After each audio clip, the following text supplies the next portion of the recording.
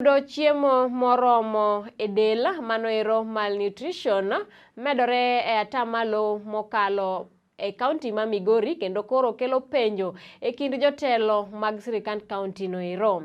Achiel nade ma kamaendi osefweny ni osebedo kani malo e kinde higa mar 2020 kod 2021. Gino ero ma bende koro omiyo county no ero osebedo kod cases ma kamago eko maromo 8,000. Gwenge makalo achiedh nade ma kamaendi gin kaka Uriri, Nyatike, Kuria East kod Rongo sub counties. Telo mar county no teno wach ma kamaendi kod dok chien mar kelo gige nutrition e county no ero kowuok kuom piny owacho mamalo. Gino ero ma bende osekelo achiedh nade mag onge mag chiemo moromo e del kata ma del dwaro ne oganda e sub counties duto ma Migori. Different counties have been affected by various forms of malnutrition.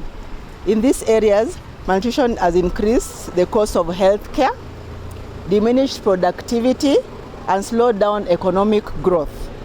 Migori County is among the top 5 counties with high prevalence of HIV and AIDS. This has increased the need for nutrition supplements to support people living with HIV and AIDS who are at high risk of malnutrition.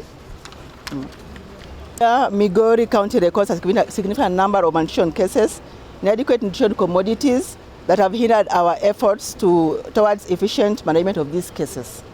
By combining the interventions of community nutrition screening, linkages to the health facilities, we have seen the possibility of improving and maintaining the continuum of care.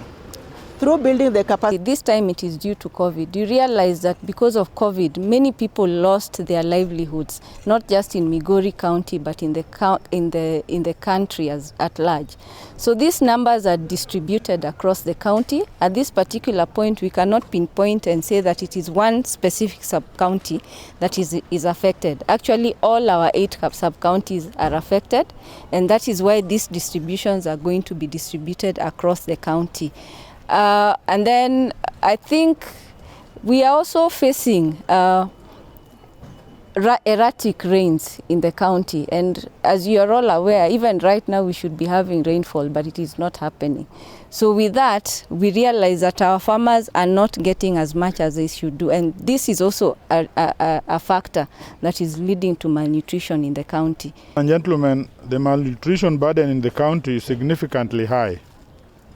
I heard you ask, even the percentage. It is worth noting it is higher. For the year financial year 2020-2021 alone, Migori County recorded approximately 8,000 cases of malnourished children. Reported, there could be more, but the reported ones were 8,000. The majority of these cases were from Uriri, Nyatike, Kuria East and Rongo sub-counties. This dire situation greatly concerns our county government. Therefore, several strategies have been employed to prevent new